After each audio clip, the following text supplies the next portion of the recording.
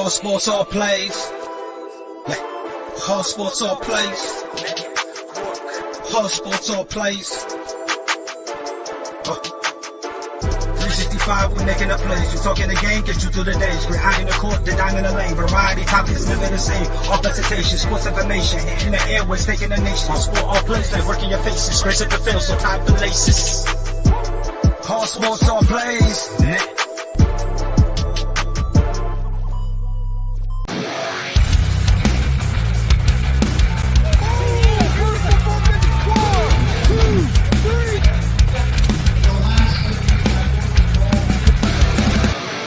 That'd be absolutely devastating.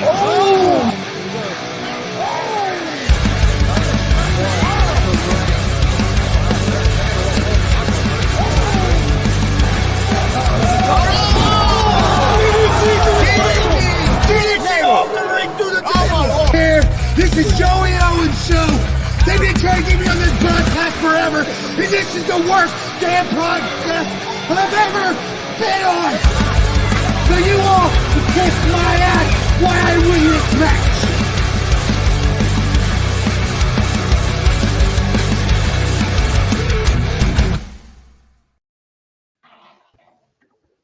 All right, what's happening, everybody? Welcome to Gonzo'S Wrestling Room, Monday, December 18th, 2023.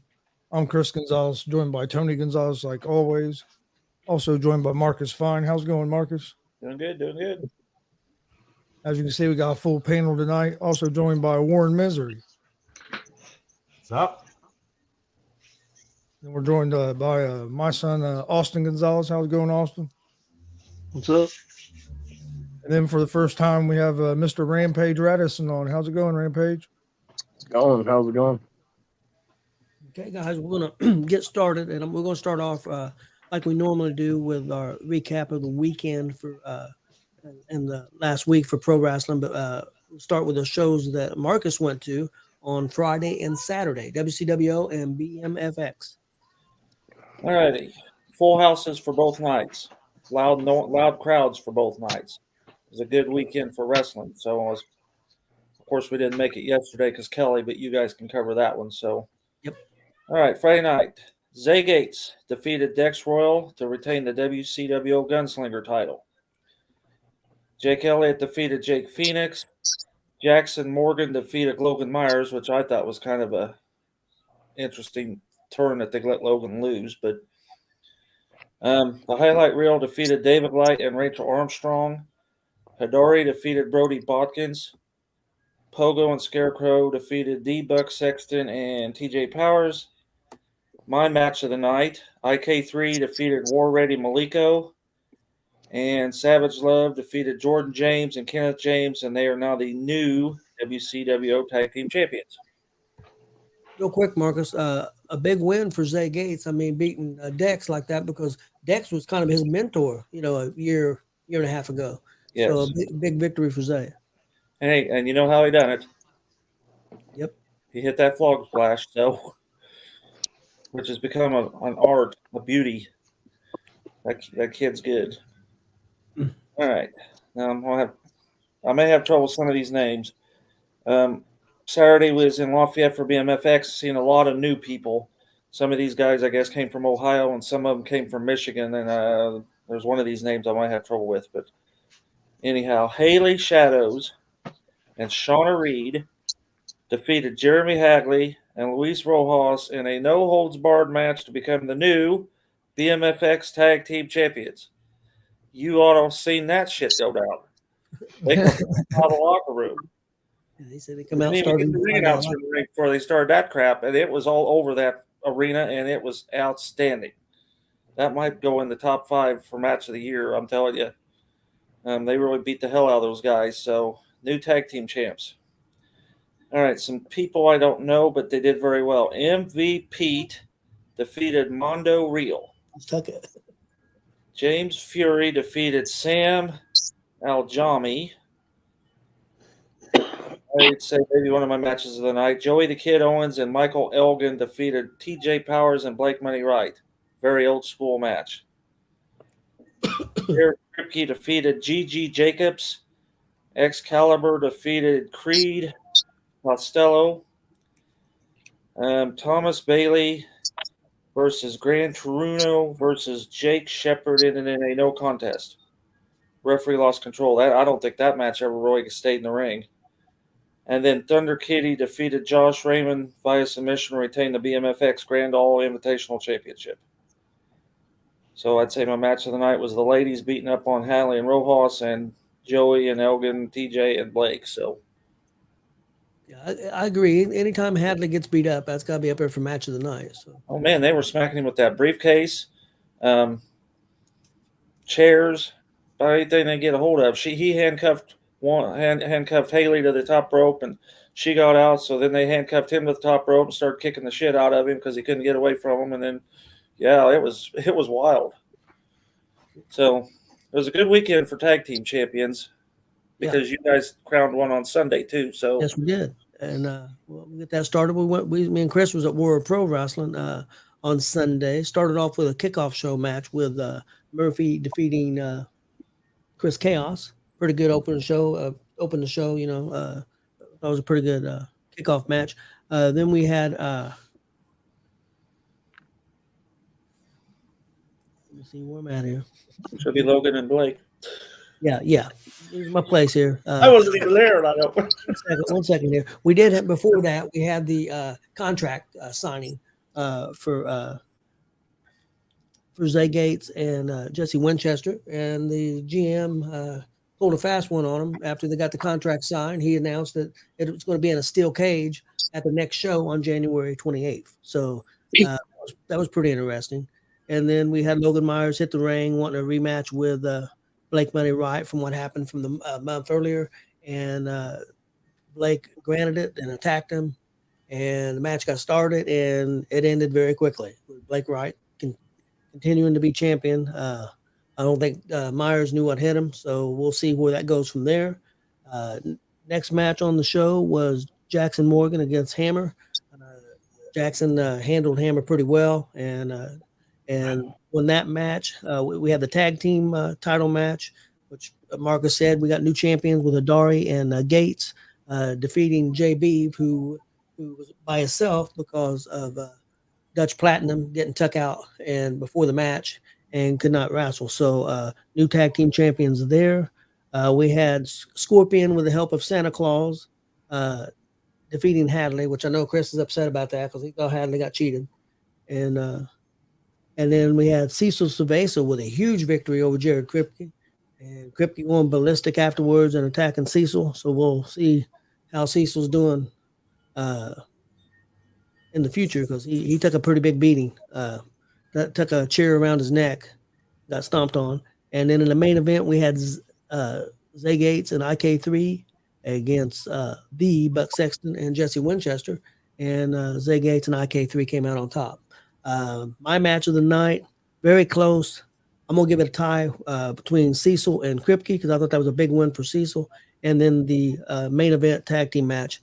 I think them, for me, were the best two matches. But whole show was good. A lot of storytelling, a lot of setting up things for the future. So a lot of storylines. So I thought it was a good show. Chris, what do you think? No, I thought it was a good show. Started off with a bang with the way the Blake Wright and Logan Myers match started. Well, of course, you had, like you said, the contract signing and all that. That was cool to announce that match. I'm looking forward to Winchester and Gates in the cage. Both them guys have been kind of on fire here lately. Winchester came back off that injury and looked good, and then Zay Gates, he just keeps getting better every time we see him. Yeah, and then I don't know what changed with Blake. He said he's going to do things the right way. Well, I think he did it the right way. He backed his old ways, so I don't think Logan knew what hit him. No, I thought it was a real solid show. My match of the night was the main event. I agree with you. That Cerveza and Kripke match was a good match. I mean, there wasn't a bad match on the card. Very, very good show.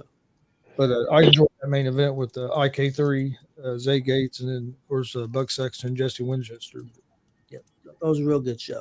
Okay, real quick, we'll get our other stuff out of the way, and then we'll get started to our topics that we're going to be discussing. First of all, Monday Night Raw, pretty good show, building a lot of stories.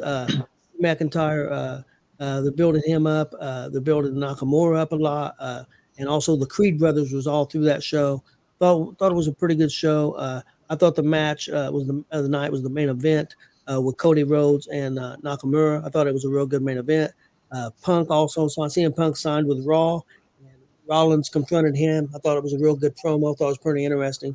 I thought it was a pretty good show. Next up had NWA Power. Marks, did you ever get a chance to see that?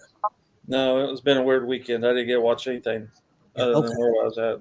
Yeah, Power was pretty good this week, especially I think what helped it was taped on the road, so it wasn't in front of the normal crowd. Probably had 400 or 500 people in the crowd, maybe more. I think it was taped in Florida somewhere. Yeah, Sarasota, and I thought it was a pretty good show. Match of the night on that was Kobe Carino against Joe Acaso. I thought it was a real good match. So Carino held on to his belt in that. Moving on to NXT, match of the night there was Dragon Lee against Tyler Bate. Thought it was real good. Again, doing a lot of building of wrestlers and stories. So storytelling, I thought it was a pretty good show. AEW Dynamite, the Devil storyline is kind of still heading things up there. I think it's moving in a pretty good direction. I think it's just going to depend on what the real reveal is. Hopefully, it's good. Match of the night for me was Andrade and Brody King. I thought that was a match of the night for me. And then since then, Kenny Omega has been announced to be out indefinitely with diverticulitis, so he's going to be on the show for a while. Next up, got SmackDown. On SmackDown, I had Orton come out and confront the Bloodline to open the show. Thought it was pretty good. Thought it was fun. They announced Charlotte Flair will be out 9 months with a knee injury. I think she's up. I think they said today she had surgery. Carmelo Hayes and Kevin Owens won tournament matches. It's the U.S. title tournament, number one contender tournament, and they both won matches. Moving on in that, the main event, Orton beat Jey Uso. The Bloodline attacked Orton. LA Knight coming out first and to help, and then they overtook him. Then AJ Styles showed up and helped. And I don't know if people seen AJ Styles. He is built now, man. I'll tell you what, he's huge. And Styles for the save, but then after that, he attacked LA. So, and that's the way the show went off the air. So I thought that was pretty good. Next up, real quick, Ring of Honor pay-per-view. What I got to see of it, I've seen a couple matches, but what stood out to me was, first of all, the Von Erichs, Ross and Marshall Von Erich was on the pre-show in a tag match. I thought that was cool that they were there. A tribute to Jay Briscoe was FTR and Mark Briscoe beat Moxley, Danielson, and Claudio. I thought that was a real good match. I know Chris watched that too. He thought it was a pretty good match too. I thought the match of the night was Athena and Billy Starks. Probably about 25, 30-minute match. I thought it was very, very good. Athena did hold on to the title. Athena is as good as anybody AEW's got, and Billy Starks has proved that she can hang. So she's, I think, just turned 19. So I thought that was a real good match. Last thing I have is Collision. Just wanted to mention one match on that show real quick. It was the Texas Street Fight with Chris Statlander and Willow Nightingale defeating Mercedes Martinez and Delamonte. I thought that was an outstanding street fight. So that's a match if you guys can check out. You might want to check it out. That was crazy street fight. Yeah, I thought it was real good. I thought it was really good. Did you guys have any opinions of any of the shows?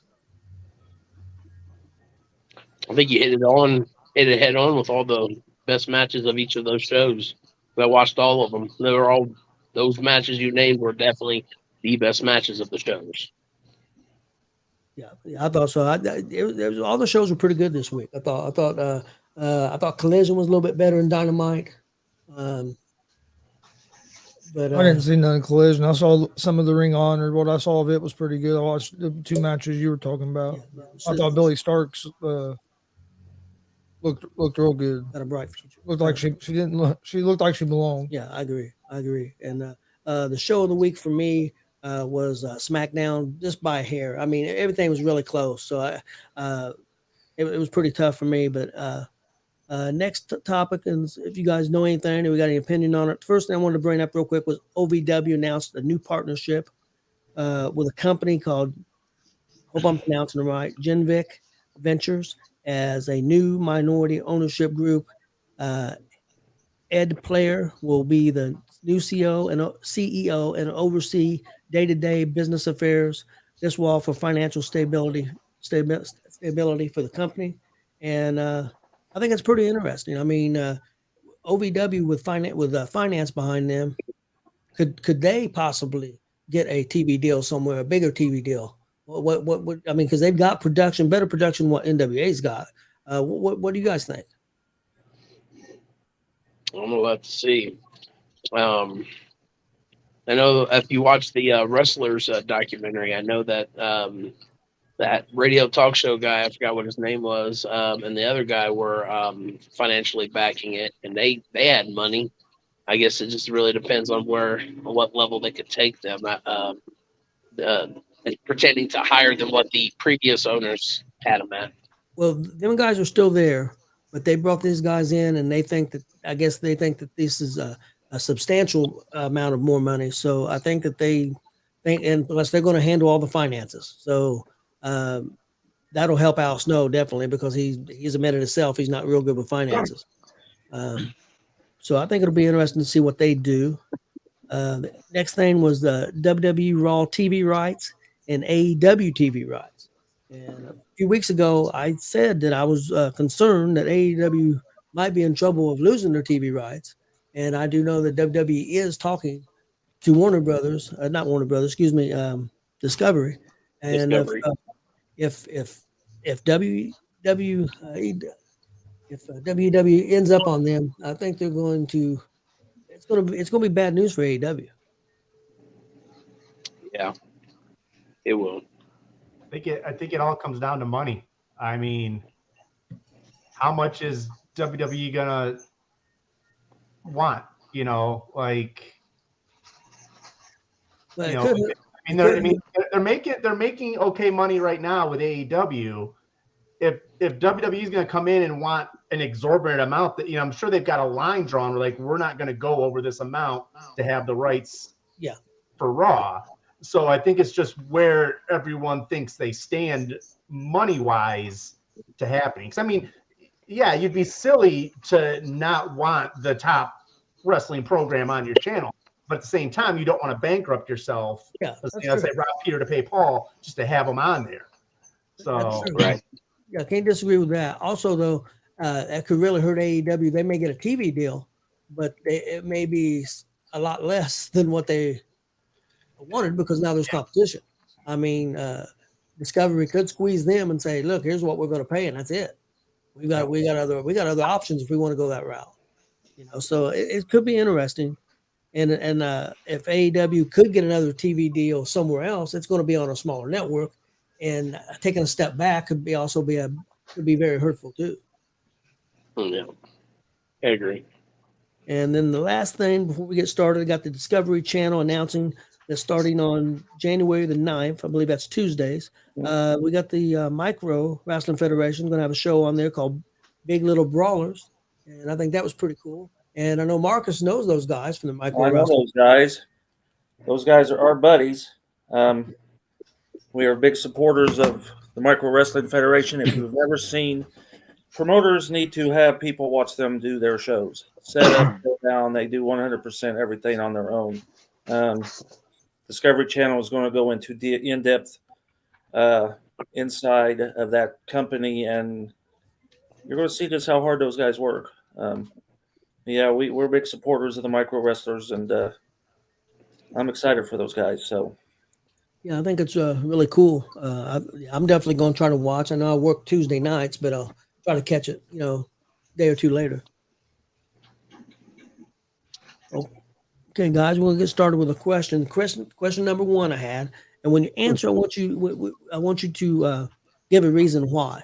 And Austin, I do know you're younger, so some of these guys some of the stuff I asked may be a little tougher for you, but you know most of the guys. The first question was, who had the better wrestling career, Mike Rotundo or Barry Windham? And that's what you're going to start with. Yep. That's exactly what I was thinking too. Wow. Right out of the gate with a question like that. oh, jeez. My favorite wrestler between the two is Barry Windham, but career-wise.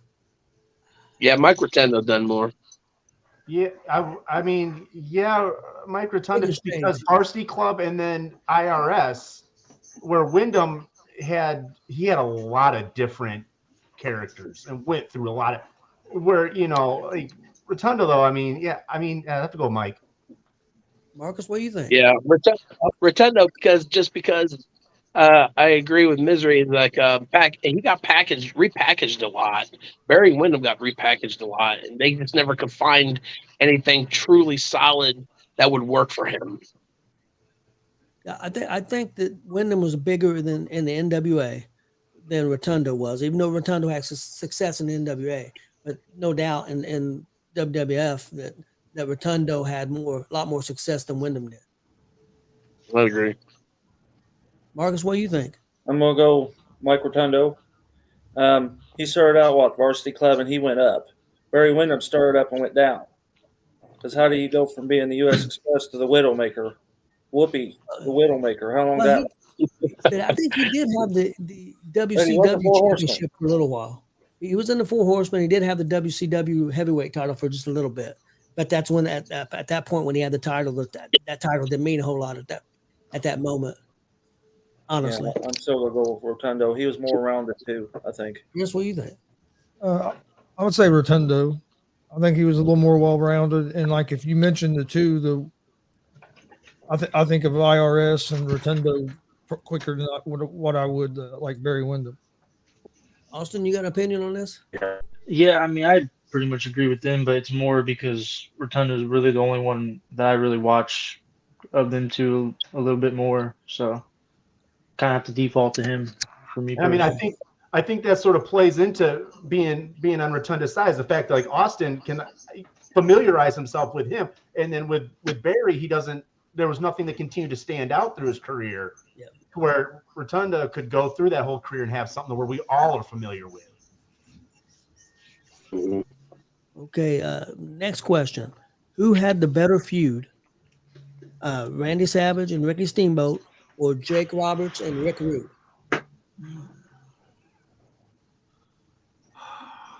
Both of them were very hot feuds. I'm gonna go with Savage and Steamboat only because they outshine WrestleMania 3. The Root and Jake was really well bringing in his wife and all that, but I think if you're going to bring anything up, most people are going to remember Savage and Steamboat because of what they did, and that's the feud I'm going with. I mean, yeah, I think that too. I mean, Savage and Steamboat for the pure wrestling and that's exactly what I was going to say. To the ring. Yeah. I mean, yeah, the outside stuff with Jake and Rude was great. I mean, his wife's face on the tights is the most familiar thing with all that. But when it came to the wrestling, you don't remember the wrestling. Savage and Steamboat, you remember that wrestling, and that's where you're like, that's where the feud you feel because there was so much more behind that part. And you had the thing with you had the thing with Macho Man hurting Steamboat, and Steamboat had to come back from the injury, and so yeah, it's pretty close. What do you think, Chris? Oh man, I think it's close, but because I think they both brought a little something different. I think with Steamboat and Savage, like them guys are talking about with the wrestling, and you got a little bit more of the shock factor, maybe a little entertainment with the other one, Rude and can't think of the name now. Roberts. I think that was they had a little more of the shock factor, maybe a little more of the entertainment. But when you go to the wrestling, I'll go with Steamboat and Savage. Yeah, that's best said right there. Austin, you got an opinion on that one? Yeah, I will say that Savage and Steamboat were definitely, to me, the pick for that because them two are the two that out of that generation of wrestlers that I've continued to still want to watch those, especially Steamboat. I think Steamboat's one of the best ever, and he's way before when I started watching, so I'm definitely that. Okay. Next question. Did Rampage get a chance? Yeah, I think Rampage did. Didn't you, Rampage? I agreed with pretty much everybody. I think the story-wise, Jake and Rick was was top tier wrestling wise. Savage, Steamboat, hands down. Okay, next up, who was better at getting heat, the Four Horsemen or the Fabulous Freebirds? Depends on where you're at. Yeah, I was going to say the demographic. That's exactly what I was going to say. Marcus took it right off the tip of my tongue. I'm going to say the Freebirds because they pretty much started a riot there in Texas. Well, they did start riots in Texas. Yeah, so I'm going to say the Freebirds.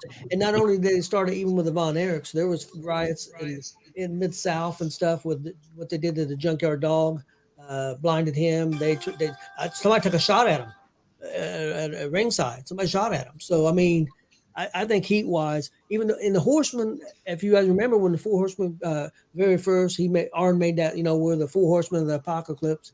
And then the next week on TV, you had people dressing up in suits, for fans of the Four Horsemen. I didn't see too many people dressing up as the Fabulous Freebirds, even though I think they did have some fans. I think, in my opinion, I think more heat was with the Freebirds. I think Freebirds too, just because, they generated hate. They just didn't generate booze. They generated hate.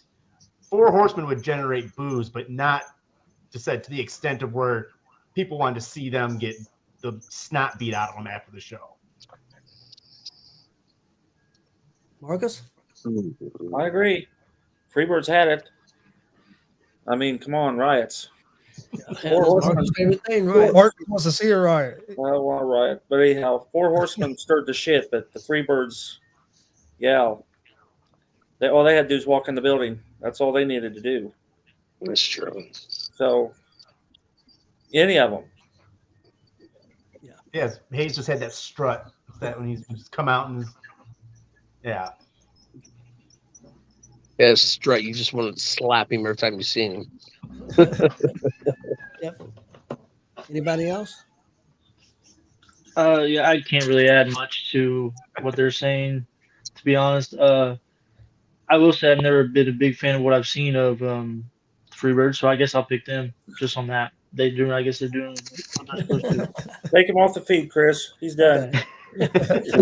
I'll get to a question he's going to know. Okay, here we go. Number 4.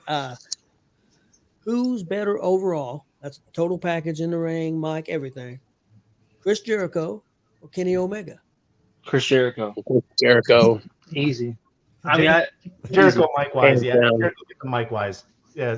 Doesn't stand a chance. Austin came out quick. Overall, quick. I like Omega, I really do. And in the ring, both in their primes, I mean, maybe he has a shot in the ring with him, but overall package, he really can't really touch Chris Jericho, in my opinion. Nope. Chris, I agree. I agree with Austin and Rampage. You knew that, but you knew that as well because Omega is good in the ring, but I've just never got the hype all around him. He's never got me like that. Where Jericho, I mean, he's been doing it for 20, 30 something years, and I'll still watch just to see what he's doing. Omega's fantastic in the ring. There's no doubt about that. But I've never seen him do anything really great on the mic. I'm not saying he hasn't done anything, but I haven't seen it. Right. And the fact too that Jericho continuously reinvented himself and never got stale. I mean, we can go all the way back to WCW, the man of 1,004 holds, him in the ring with that long list of paper, hold 1, arm bar, and then he just went down. And then now we've had the Y2J, and we've had the list of Jericho, and everything he's brought to AEW. And I'm a huge Omega mark. I mean, I am all about Kenny, but when it comes down to it, Jericho definitely the better all around. This might be interesting. Better overall, Young Bucks or the Hardys? Hardys. Yeah. Young Bucks does too many.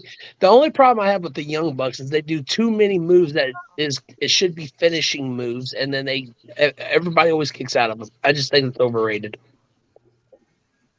The only thing with I agree with Rampage on this one. With all 4 of those guys, though, none of them guys were really super great on the mic. Matt probably the best out of the 4. Matt Hardy probably. Yeah. In terms of like character work, Matt's the best, but in terms of just being able to just capture a crowd. Jeff didn't have to do much. Oh, All they, natural charisma. Yeah, Jeff has a natural charisma. I agree with that.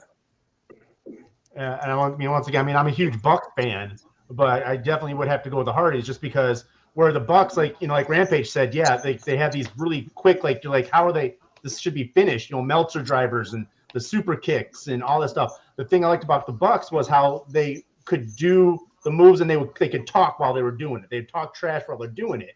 But then you look over at the Hardys, and the Hardys could not only do the flying, but they had the TLC matches. They had a lot of other different styles that they could bring when the time was right. Where the Bucks, I hate to say one trick pony, but it was sort of, that's what you knew what you're going to get with a Bucks match. Hardy's match, they could really adapt either way. Yeah. Marcus, you have anything? No, I agree. Parties have it. Like you said, you don't know what was coming. I've got a bonus question. I want to get you guys' opinion on something I heard today. So I'm going to add one. Somebody said he didn't understand all the hate for the Young Bucks because basically, as a tag team, they do the exact same stuff and are the same as the Usos. Do you guys agree with that? I disagree. I think they're just saying that because they do super kicks like the Usos, and that's a far fetch. I mean, I don't agree with that at all. Mm-hmm. No. I mean, no, the Usos, in my opinion, the Usos are better just because the ring psychology is a lot better. They don't do a Canadian Destroyer into a DDT into a monkey flip that leads to an RKO and then decide to kick out. And then the guy kicks out after one. I get what you're saying. A lot of super kicks from the Usos, but in the last couple of years, especially with Jay, the character development he's done has been outstanding. I mean, he's one of them. I don't know if I would say probably top 5 in WWE as a character. He's pretty over. So, yeah. And not that Jimmy's a slouch, but I think Jay has just kind of took over a little bit. Yeah. I mean, I think Jay is definitely the more well-rounded, in my opinion, by themselves. But Jimmy's been killing it in the role over on SmackDown. He's been cracking me up. He's great as a kind of like comedian character. Yep. But yeah, Young Bucks aren't better than Usos in my opinion, or the same.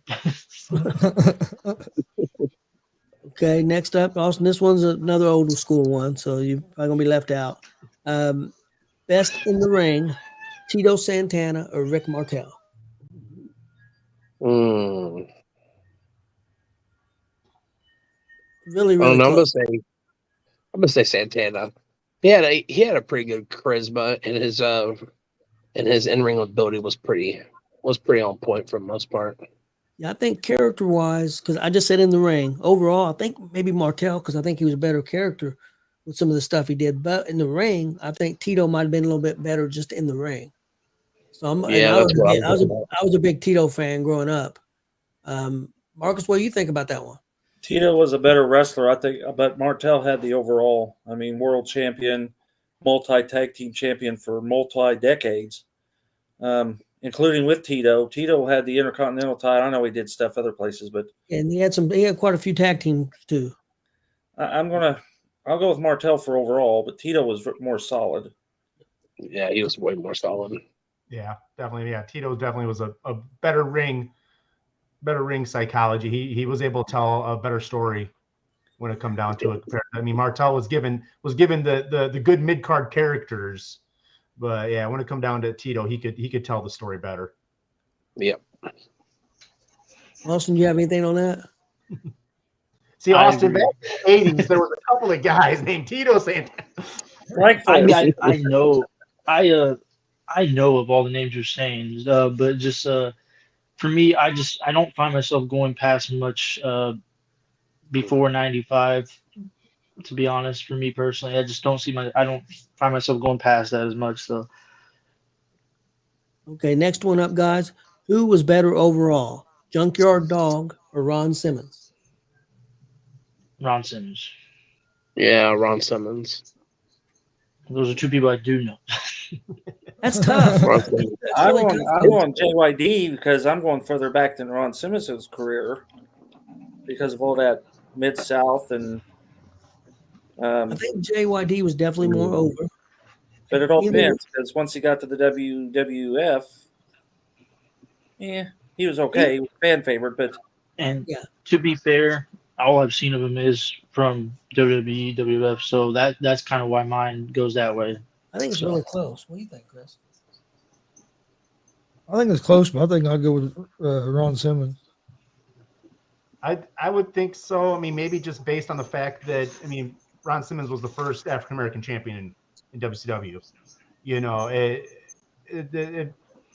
he was able to continue on, and then Farouk, and then the APA, and he just had that where JYD he was fun loving, but even in WWF, obviously I know like Mid South and stuff, he wasn't so fun loving type guy, but I mean Simmons just always had that presence that just was about him. You're just always like, this guy looks like he could really do some damage. So I mean, I would probably go with Simmons. Yeah. It's really tough. I was such a big Mid South guy. I think I'm gonna go with Marcus. I think I'm gonna go with JYD barely, but I think it's pretty close. Anybody else got anything on that? It's pretty close, but I'm going with Simmons. I feel like when Junkyard Dog, I don't know. I feel like WWF, WWE, or WWF could have done more with him once he got signed by them. I don't really feel like he got a lot of the publicity he should have gotten and the pushes and whatnot. Yeah, I agree. Who was the face of ECW? Was it Taz, Sabu, Rob Van Dam, Tommy Dreamer, or Shane Douglas? Who do you guys think? I think personally, I think the true face was Tommy Dreamer. Sabu. Sabu done more. Sabu was more risque and more willing to do stuff that a lot of the people wasn't wanting to do. And I'm not saying they all wasn't a part of that, but I don't know. Sabu was just more. It was more nitty gritty and more like it's down with a lot more of the hardcore aspect, which is what ECW kind of based herself around. I'm gonna say Sabu. Sabu was nuts. And that's it. Can I do a right in? Yeah. You go right in? Sure. New Jack. I mean, he was there too. Yeah. That was Another nuttier crazy- than Sabu, and that's He was nuttier than Sabu. He tried to kill somebody in the ring. If you're going with somebody nutty or Sabu that was more willing to do crazier stuff than Sabu, that's probably the only one there that would have, and that did. The reason I say the face for Tommy Dreamer, I think because he was there from pretty much the beginning, and he was the last one left. I mean, I think he left. I think he went to WWE after it closed down. He was there from the beginning to the end. I just think, and he had to win the crowd over when he first came in, because when he first came in, he was a baby face who wore suspenders, and they booed him out of the place, and he became a big fan favorite, and he never wanted to win the world title. He always wanted to be the underdog. That's why I think Dreamer was the face of the company. That's my opinion. I don't think there's. I mean, I think you can make an argument for about any of them. Douglas, I don't know, but Taz, I think you can make an argument for, and I think you can make an argument for Van Dam too. Yeah, I can see a Dreamer I can see being the face. I mean, for me personally, what brought me into ECW, I always consider the face of ECW is the Dudley Boys. But when you talk about just because he did, Dreamer did, he bled that he bled that promotion. He was all about that promotion. He lived that, and all those guys could. And I mean, even with Shane Douglas, because not only was he the guy that threw the belt in the trash, but he had with Bam Bam and he had the three guys, the Jersey trifecta. He had Shane Douglas had a lot in there too, but I mean, Dreamer just because he began and lived that promotion. What do you think, Chris? I would say Dreamer, just because if I think ECW, I'd be usually that's the first one of the first names. Dreamer, the Dudley Boys, were were the ones over there I was the biggest fans of personally as well. So Austin, you got an opinion on that? I will also say Dreamer just because I didn't watch much of the original ECW. I've watched some stuff, but just in terms of when I think of ECW, uh, that's who I kind of think of. Everybody else you said for the most part are people I think of them. I don't really think of ECW like RVD. I don't think ECW first. I knew he was in it, but Tommy Dreamer, I think he Warren said, I think he lived it. That's when you bring up ECW or Tommy Dreamer, I mean they're right there with each other. So yeah, I agree with that. But in my opinion, RVD is better than all of them. How to get that in there? Yeah.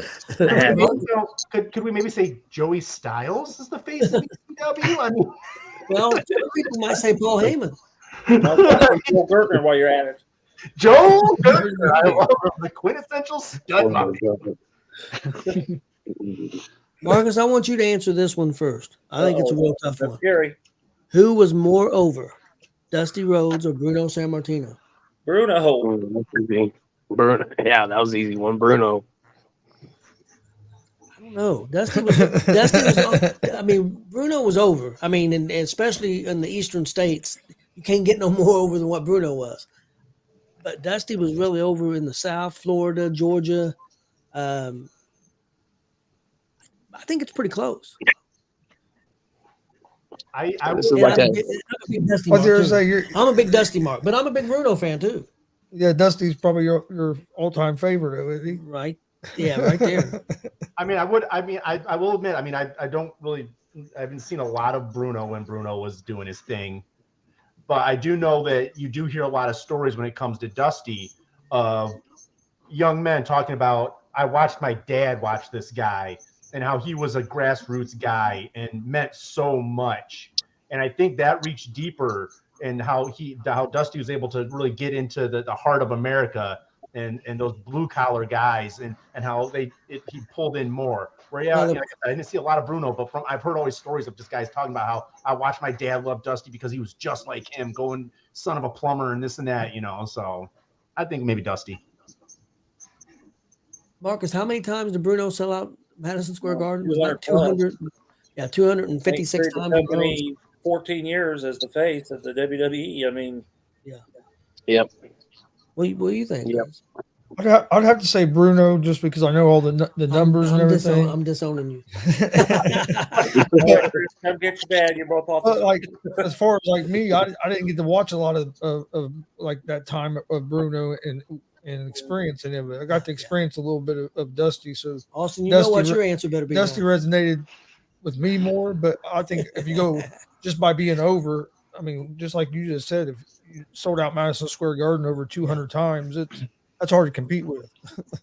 And Bruno wrestled all over the place too. I mean, he wrestled in Indianapolis with Dick the Bruiser. He was all over the country too. So when Japan, all over the place. Austin, what do you think?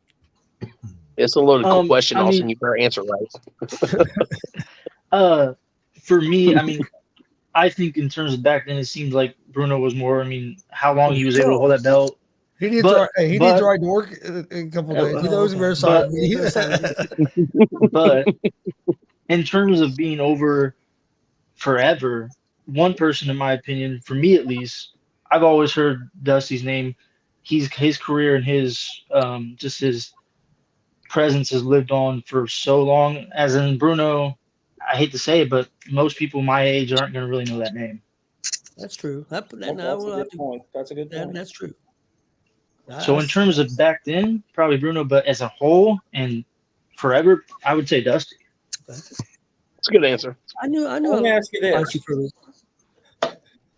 if you were to know that you were going to see Roman Reigns every other week as the main event in Madison Square Garden, would people start getting tired of going to Madison Square Gardens and watch Roman Reigns in the main event? I don't want to see Roman Reigns in any main event. But Bruno was doing that every month for 8 years. Every month, main event against somebody. Yeah, he's not Roman. But to be fair, Marcus, did Bruno have the television exposure that Roman Reigns has now? True. And that might be why I'm not as much. No, you don't see Roman Reigns on TV a lot. Not right now. That's Yeah, not you true. don't pay That's a part of lot the either. truth. But We got a rare appearance Why all the Friday. Roman Reigns hate? I love Roman. Okay, next I'm not up, guys. hating. Next up, who had more heat? Jake the Snake Roberts or Rick Rude? Jake the Snake Roberts, hands down. That was an easy one. I agree with Jake Snake. I would say Jake the Snake as when I think well. of Jake the Snake, I think of him as one of the best heels. One of the Well, best heels and one of the best promo people ever. Yeah. He literally got under your skin. Wicked promos. I want to go with Rude just because. When did you ever see Rude as a face? Jake had time when he was a face.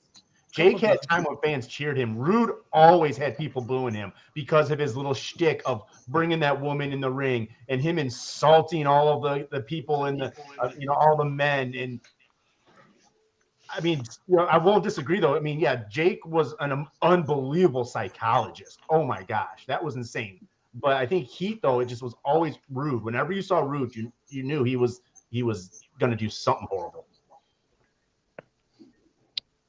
Right, but hitting on what you said with the unbelievable psychologist, that's what made Jake better, in my opinion, because even though he spent most of his career as a heel, no matter if he was heel or face, you believed it. I mean, honestly, too, without Jake, we wouldn't have Austin 316. So I mean, It's true.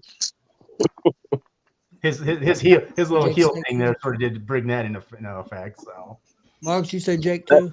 Yeah, Jake. I think so. I liked Rude a lot as a heel, but I think I'll go with Jake. and I'm honestly, Rampage convinced me. I can go over to Jake. He convinced me. Good argument, Rampage. Good argument. Austin, you got an opinion on that? From what I've seen, I would say Jake as well. I mean, Rude, from what I've seen, he very good heel and very good at being that character. But it just seemed like to me, what I've seen, Jake is just, in terms of heat, the more is just very more could be towards like hate instead of just booing somebody. So yeah, he could pull you in any direction and make it believable to the point where you question if it's real or not. Yep. And if you have to question that situation, to me, that's what puts it over. Well, like Jake tells a story that he had that snake still pissed off when he went in the ring with Savage and had that snake bit Savage. He did that on purpose. He had that snake pissed off, and that snake bit the hell out of Savage. Okay, Austin, these next three are going to be more guys that you're going to know. Who is better overall, total package? AJ Styles, Daniel Bryan. Daniel Bryan. In terms, for me, I think AJ Styles is great in the ring, but I think Daniel Bryan's better. He's more versatile. On the mic, I think Daniel Bryan showed. I think he can do both face and heel better than AJ.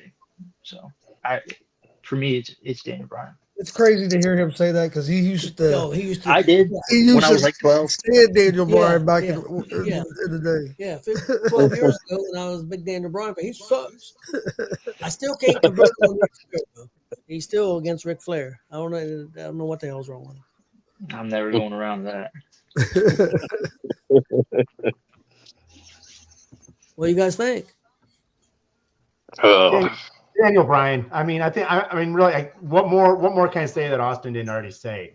I mean, I think he did hit that proverbial nail on the head for me. I love AJ, and I think AJ's done a lot more. But when you talk about all around, yeah, I feel Daniel Bryan. Yeah, I'll probably agree with Austin. That's a good argument.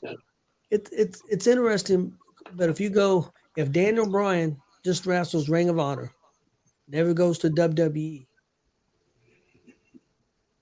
I think AJ Styles would have been bigger because his career was better than in TNA, more viewable than Ring of Honor. So I think without WWE, I don't know if Daniel Bryan would be bigger than AJ Styles. Fair argument. That being said, I think I'm going to go with Daniel It Bryan. happened that way. But it's really close. It's really close. I mean, I don't think I could. If somebody tells me I think AJ Styles is better, I really can't argue with them. It's close. I mean, I think it's like Austin said. I think the mic work and the heel work is what put Daniel Bryan over. AJ Styles was okay on the mic. He was an okay heel, but Daniel Bryan was definitely a better heel. Better on the mic and heel. And his face run is one of the biggest face runs ever. Yep. Yeah. Marcus, what do you think on that? I go AJ, but I'm an AJ mark, so I love it. I'm a biased opinion. So Yeah. Did you give a Daniel Bryan. see, I got moved out. I didn't even say it, so I was on better This is the overall? only time. It's the only time in this podcast I disagree with Marcus. The only time. That's why I didn't say a lot. I'm going to win this one. Better overall, Sheamus or Drew McIntyre? Oh, I'm gonna go Sheamus. Oh, that's a tough one. I'm not gonna lie. I think they're very similar guys, man. I'm gonna go Drew. He went to another push and was able to carry a title. Yeah, but Sheamus didn't have to. Drew's underrated. I think I'm gonna go Drew. I think Drew could have had more and should have been getting more. And the more he's getting now, I don't think he's going to be enough. I think he should have. I think he should be. Yeah, I'm gonna go Drew. Yeah, I go Drew too. Same reason. The pandemic screwed Drew. Yes, I agree with that. Yeah. He never got his real WrestleMania moment, which sucks. But also, though, saying that, Sheamus, when the pandemic and then the year coming out of the pandemic, he was one of the MVPs. He was on TV every week too, and he's so hard hitting. Both of them, but I love watching them two wrestle because they just beat that shit out of each other. Well, they're super close. Yeah, they're real close. I'm Austin. It's tough. I think I'm gonna go with Sheamus really too. close. I think I'll go with Drew. Again, man, what the hell's wrong with you? Well, Drew, I think it's hard. What hurts him is we didn't get to see the fans' reaction to his title run because of the COVID. But I think if you add in his talent, and I think they should already gave him another run so he could have had a run with fans, which now I think it will get because there's so much talent over at WWE right now. But Sheamus has been there longer, so it's hard to compare. Because of that, we've seen a lot more of Sheamus, but I would go with Drew. Marcus, you said Drew, didn't you? Yeah, Drew. This next one I think is real close, even though I think I know, I already know Austin's answer to this. Better overall, Rollins, Moxley, or Reigns? That's not close. It's set by far. I'm sorry. You can argue all you want with Roman's great heel work, and he's great on the mic now. Fish Richard's great. In the ring, though, he doesn't touch Seth. I think Seth's just as much as good in promos for him. And he just more overall, he's better than both of them. And Moxley's not even in contention. So I think Reigns is a better heel than Rollins is. I think Rollins was a lot better face, and he could do both better. I mean, he could be a heel too. Where I think Roman struggled being a face. He never really got over as a face. He's got over as a heel because like the Usos said, he finally started being himself, started being a dick, and that's what finally he started doing better. But it's hard to argue with ticket sales too. Reigns sold a lot of tickets. Yeah, but I mean, selling tickets because the WWE force fed that. I mean, well, I'm not talking about before as a good guy. I'm talking about once he got over as a heel with the bloodline. I'd have to go with the Architect also, just because, he did the chair shot heard around the wrestling world, and then he really took it and he ran with it from there. And I don't think he's honestly ever looked back. How many you think of moments between the three? And once again, I love Mox, but when you think of Seth, you think of WrestleMania. him running, cashing in, winning, swinging the belt. You think of him in his pure white doing the frog splash. You think of his outfits. You think of him against Sting, where he almost put Sting out of commission. Him against Cody Rhodes, and come to the ring wearing polka dots. I mean, Roman, your moments are a couple with Brock. That maybe Brock carried the show more, the match more than Roman did. Yep. So I think when it comes down to it, Seth. And Seth does more work. Roman's on what? Definitely. 8 times a year, so that's on every week. Hypocrisy Jones made a good thing. So there would be no Roman without Steph. Yeah. And you can't put Moxley in there because he just blades himself and bleeds everywhere. Yeah. You're gonna piss Chris off. He was gonna pick Moxley. I was not going to pick Moxley. Oh, come on, Chris, the Cincinnati guy. You can pick him. Come on, it's all right. I used to be a big Moxley fan, but and I'm not that I'm not a fan of him now, but not as big as I used to be. But I would say Rollins. Reigns has had a great run, but I think Rollins has been, since he kind of broke apart the Shield and went on. I think he's just been that guy longer than what Reigns has, and then of course you get to see Rollins a lot more than what we get to see Reigns as well. Yeah, he's a workhorse. Anybody else on that? I think I said all I need to say. Who had more heat, Roddy Piper or the Iron Sheik? Oh, And I think that's really close. Woo. Because I remember the Piper in Madison Square Garden breaking the record, gold record over Lou Albano's head. Riot breaking out there, police all over the place. Of course, the Iron Sheik. I mean, the heat that he had. That's I don't know. I'm gonna say the Iron Sheik. With the gimmick that he had, he could just walk out and just simultaneous boost throughout the arena, and security and stuff having to hold people back and stuff.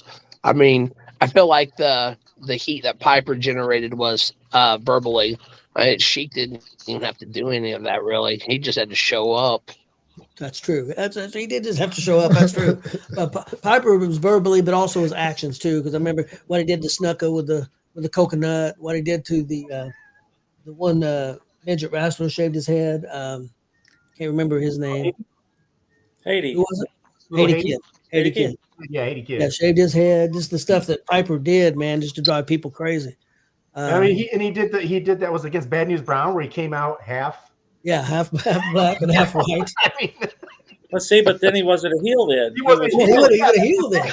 He was always a heel. The fans just cheered him, I think. Yeah, the Iron Sheik healed the entire career. Yeah, I mean, Iran #1, Russia #1, America.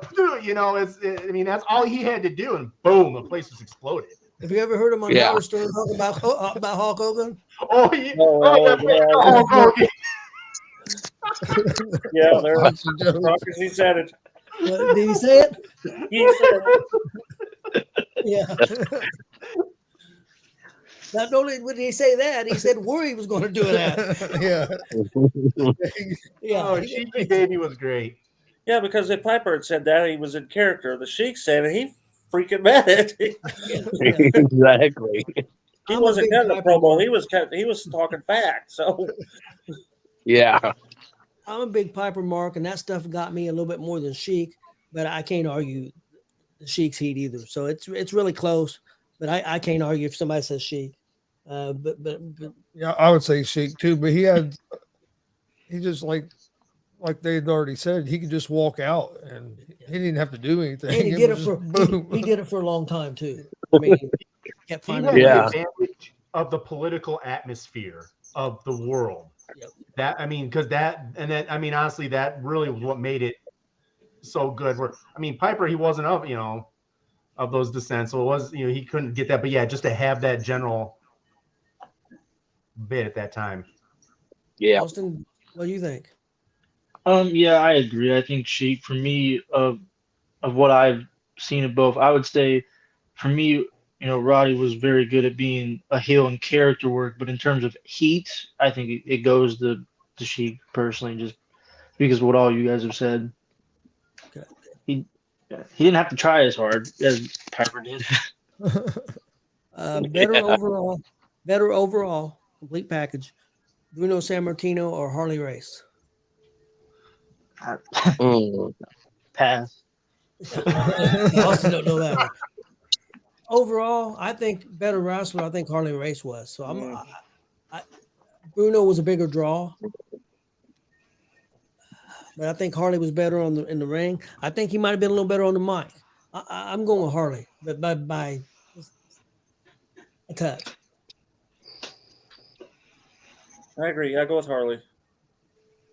I think I have to defer to you guys just because, like I said, once again, I really didn't know a lot of Bruno, and I only knew Harley Race from those 80s WWF.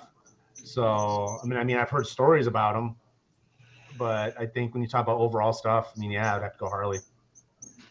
That stuff in the WWF, Harley was nothing compared to his NWA runs in the 70s. Oh, yeah, his NWA was. I'll just say Harley because honestly, I don't even know if I've seen a Bruno match, to be honest. If I have, it's because you had it on at one point, but I can't remember it. I've seen Harley, so I'll have to go. That's where I'll have to go. No, one thing, you didn't want to mess with Harley. Harley beat the shit out of him. Anybody else? I have to agree with the rest. Okay. It was a hard one for me, but it was tough. Next one. Better on the microphone, Roddy Piper or MJF? Piper. Okay, Piper. Dad, what are you going to say? Yeah, Chris. I'll go with Piper. I think it's pretty close. I think I'm going to go I almost want to think MJF sat down and just watched nothing but Piper promos. Oh, yeah. No doubt. Just when you think you have all the answers, I change the questions. I mean, yeah.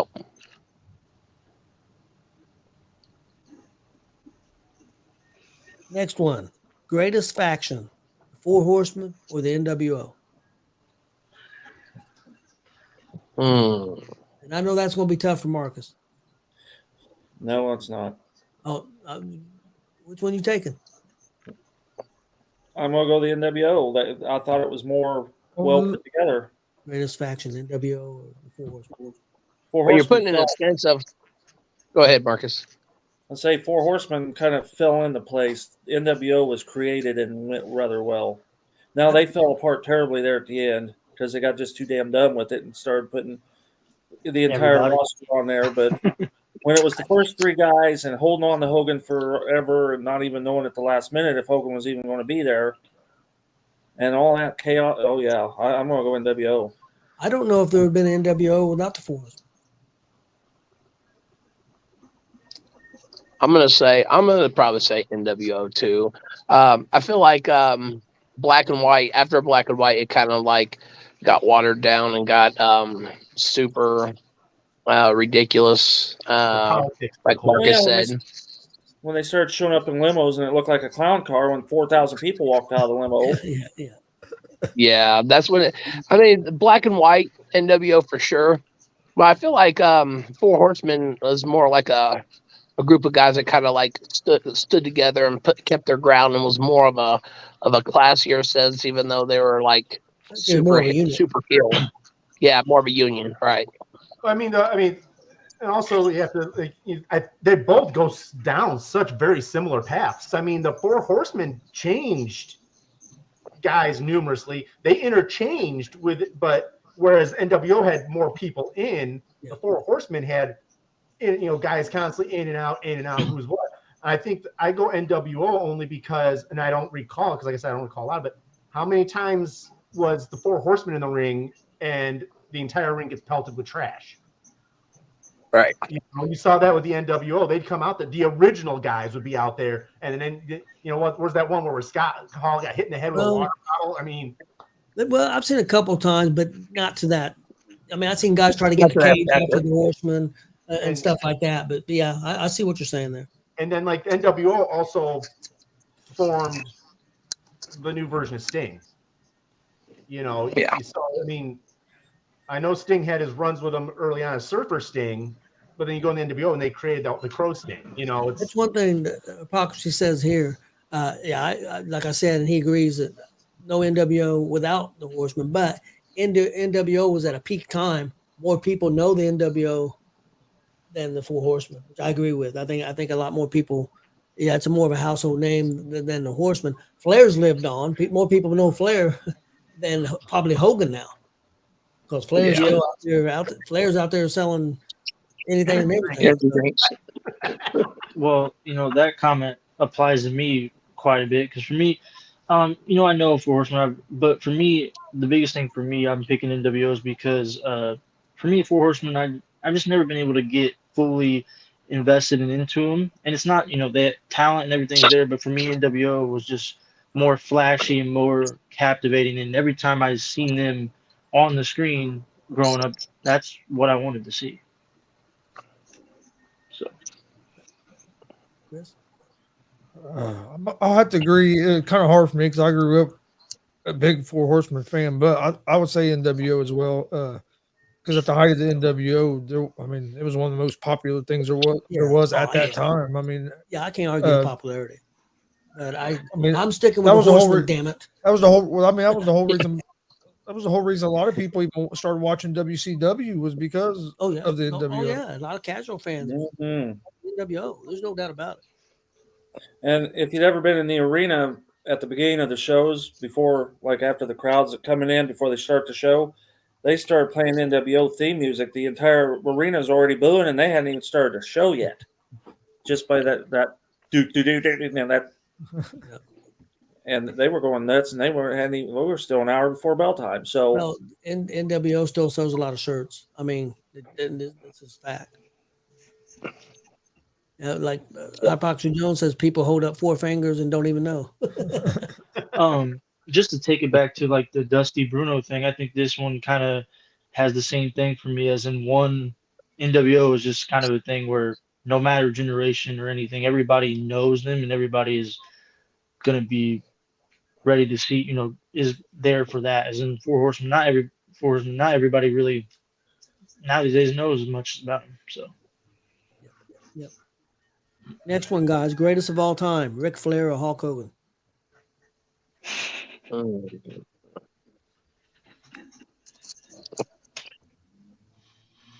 I'll say mine. To me, I know Hogan sold more tickets, more popular, but I'm going with Flair. I'm going to go with Hogan. More people knew Hogan in the 80s than they did Flair. Yep. Now, if you went now, I think more people know Flair now. Yes. Well, that's because Flair's in the headlines doing dumb shit every week. But that's because of his lifestyle. Selling dough and selling energy drinks. Wrestling at 108 years old. I mean, yeah. What was that you saw, Marcus? Were those like vape? They were vapes. They were vapes. Can you believe that crap? My son took a picture, and I had to blow the picture up. Like, you got to be kidding! There's so much for trading in vitamins. Yeah, that was Hulk Hogan baby. I saw that. I mean, yeah, I feel you got to go Hogan just because. I mean, if I remove what I know now about the man, you have to go Hogan just because he really did. He springboarded the rock and wrestling out there, and like to go back to stuff. You can't say Bruno Sammartino selling out Madison Square Garden and not go with Hulk Hogan. Mm-hmm. So, I can't because every time I went to see Hogan, the fucker never showed up. You didn't go to Madison Square Garden either. No, I went to Madison Square Arena and he was on the bill. I get there, nope, he's not here tonight. Want your money back? And the kids are standing there, no, we want to stay. I got front row tickets and the sumbitch never showed up. 5 or 6 times. Tony don't like Hogan. It's out of spite. Tony's out of spite. And I still like Hogan, but I still think I'll die on my grave. Flair's better. And Hypocrisy Jones is with me, probably for a different reason, but I'm with Hypocrisy Jones. What did he say? He's Flair all the way. He said, fuck Hogan. He said he's an Iron Sheik mark, though. He likes Iron Sheik.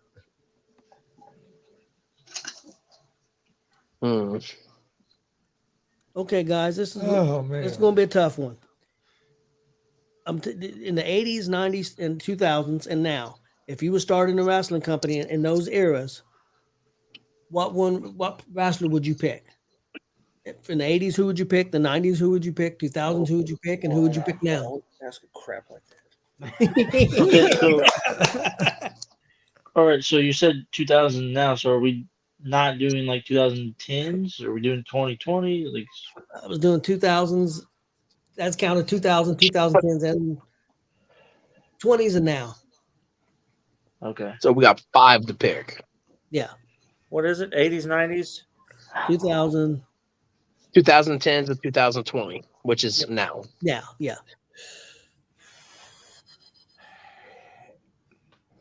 80s. 80s, I would go WWE. Oh, I I thought it was was going wrestler, just one wrestler. Oh, wrestler. If you were yeah, starting you're a like company, starting. you're starting Oh, one wow. company. Starting your Who own would, company. who would be your guy in the 80s? Who's my main guy? Okay. I mean, 80s. Oh, you go. You go. Yeah, 80s Hogan, 90s. 90s Bret Hart. 2000s The Rock. 2010 Styles. And now Rollins. Okay. I'll go for 80s. For me, I have to kind of defer for Hulk Hogan. 90s, I'm gonna go Shawn Michaels. 2000, I'm gonna go Stone Cold. 2010s, Randy Orton, and now Seth Rollins. You're almost going Randy right now. That Orton was good. I like that. I'll go 80s for me, Piper. 90s, Shawn. 2000s, The Rock. 2010s, Cena. Right now, I'm going to surprise some people. I'm going to say MJF.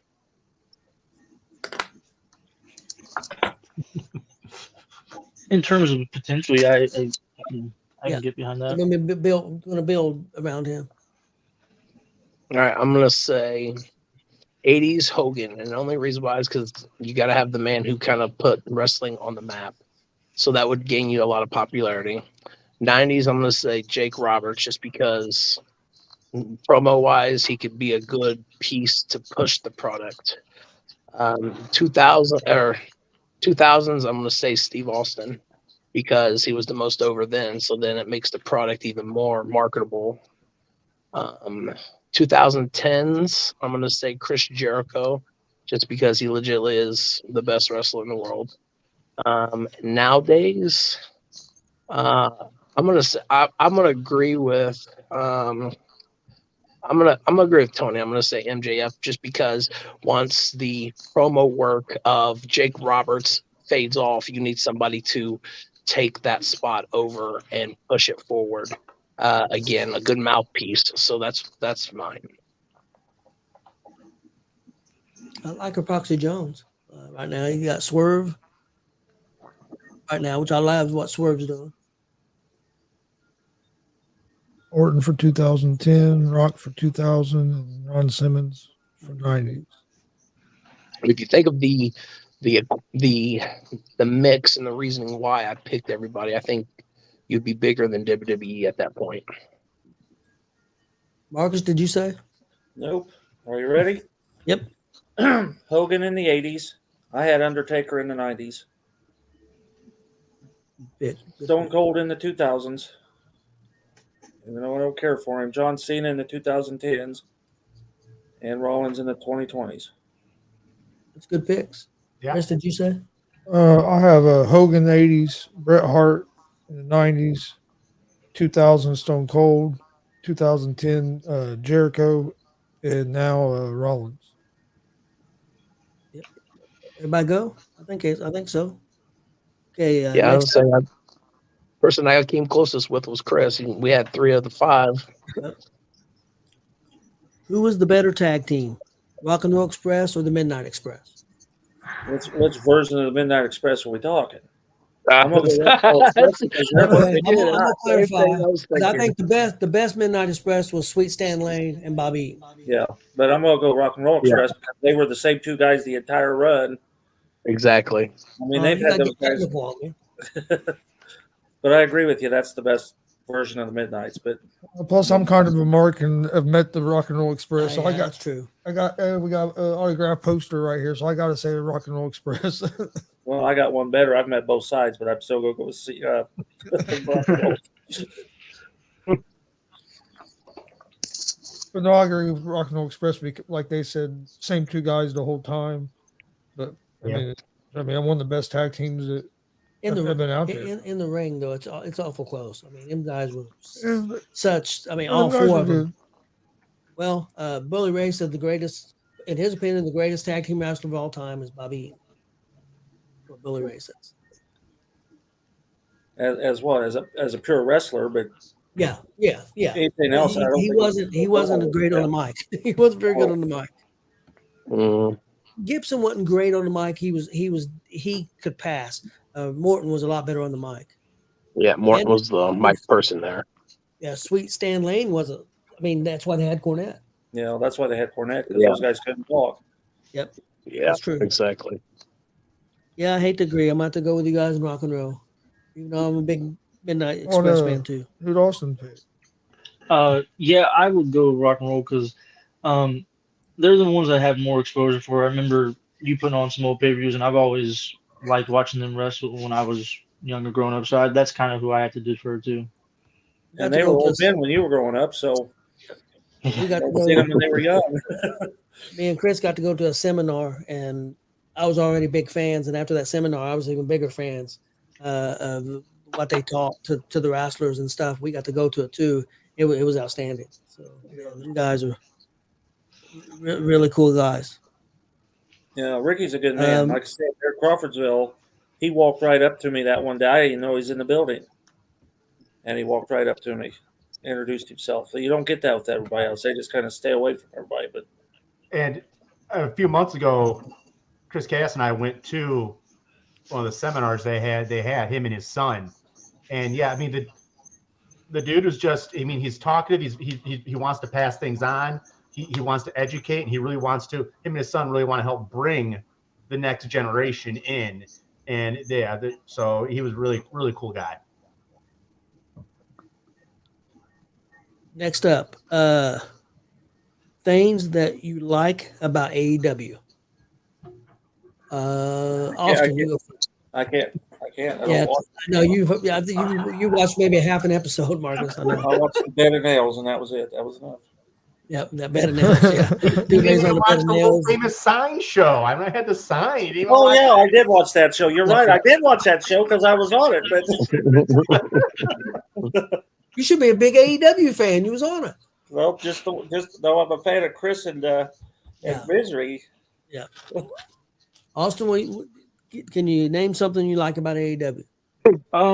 I would say for me, I like their build-up. I mean, I think the thing with MJF, I think they were able to create. Of course, he's done a lot of the work and maybe most work, but was able to create their own star in MJF. What they've done with Swerve, I've always felt like WWE dropped the ball with Swerve, and I'm happy to see him doing really good over there. I'm done. I'll go next. He said, "I'm done." I like that they're an alternative, another place for wrestlers to work. I think that's always good. I think WWE wasn't as good when they didn't have some kind of competition, even though I don't know if AEW's real competition because WWE is such a global company. But I think it's good to have alternatives out there. I think they did good with, and I wasn't an Orange Cassidy fan at all. I didn't get the gimmick at first, but I will say Orange Cassidy. But he won me over with his wrestling ability. I'm still not a big fan of the gimmick with the pockets, but he still won me over with his wrestling ability. MJF, I love that. So I mean, I like that they're all. Biggest thing I like that they're alternative. I like them. I think because they're fearless.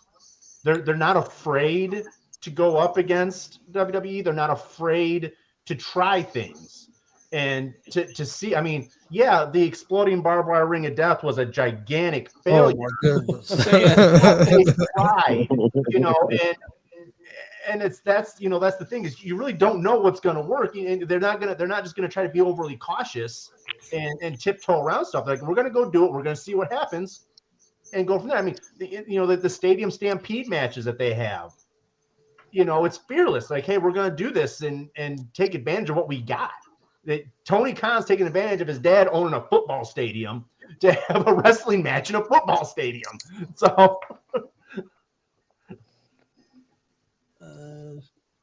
Rampage.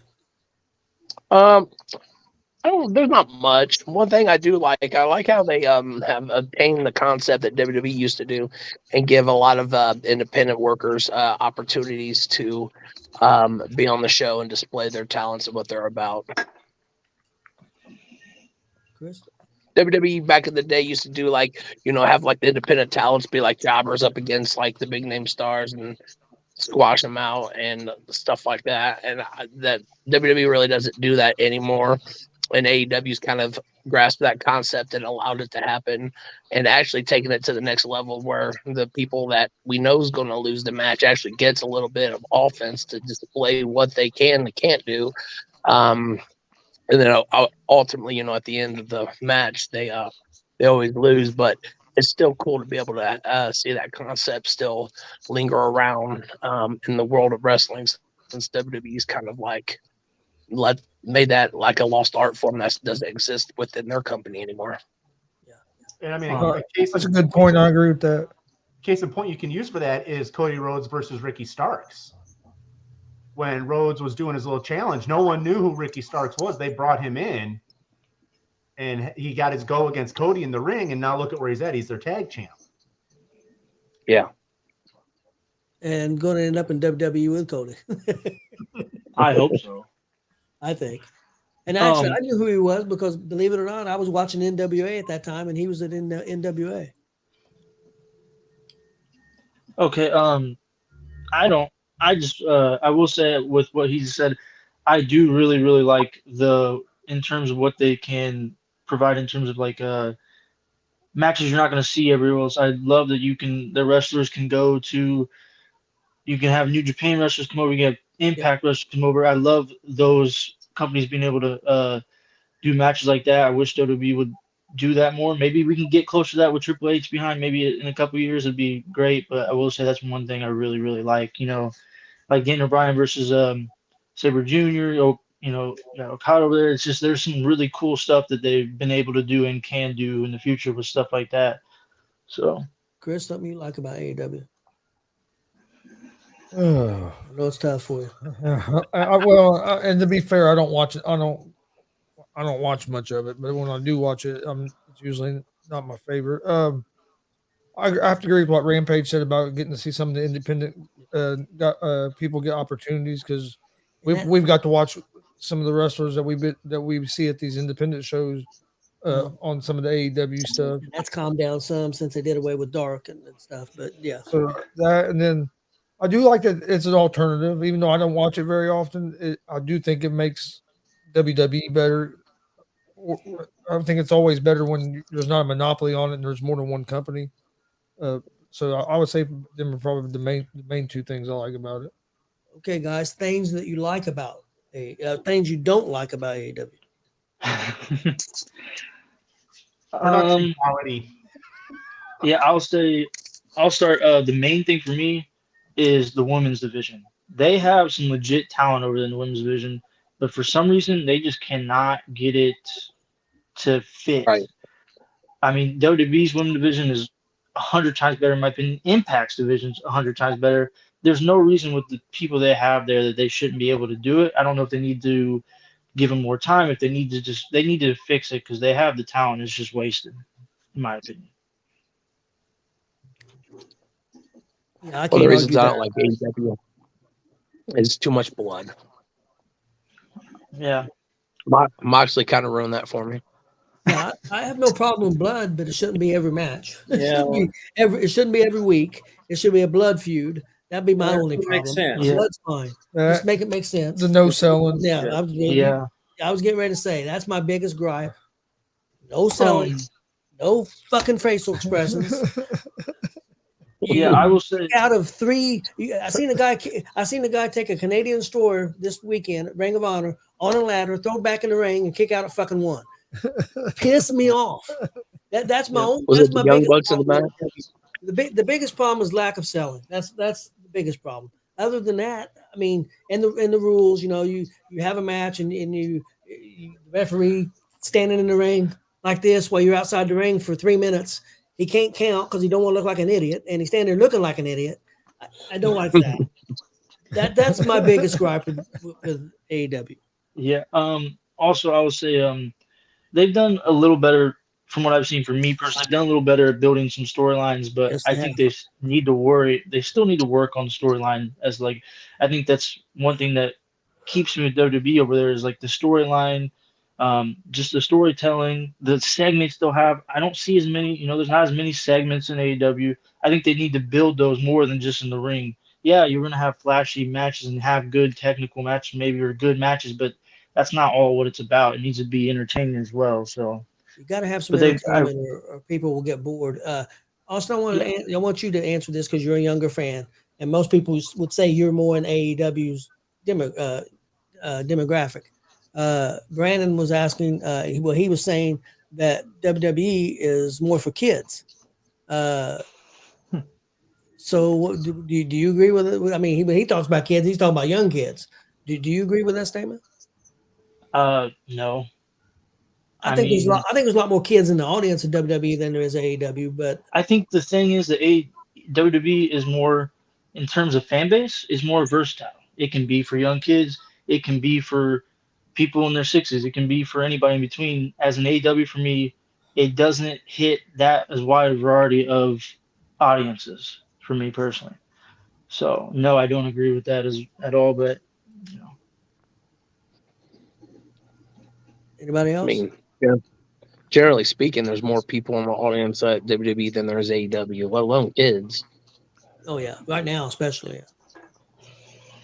I mean, yeah, there is more of a family feel with WWE, just because. I mean, like I said, I've been to the most recent AEW shows in Indy. I was at Fastlane, and there was more of that bring your family out to the WWE type feel than AEW had. So I can see where he's saying that it's hedged towards kids. Well, it's more family, no doubt. I mean, it's PG. Yeah. It's PG for a reason. Yeah. I think the main thing for me is, AEW, it's not PG, and you'll get those more rough around the edges moments, but it gets to a point where if that's all you have and that's all you're doing, there's a problem wrong. There's not as much substance for me as in, we're not going to get as far to that in WWE, but I think it's still more well balanced in terms of everywhere for me personally. Okay, guys, how would you personally fix AEW's problems?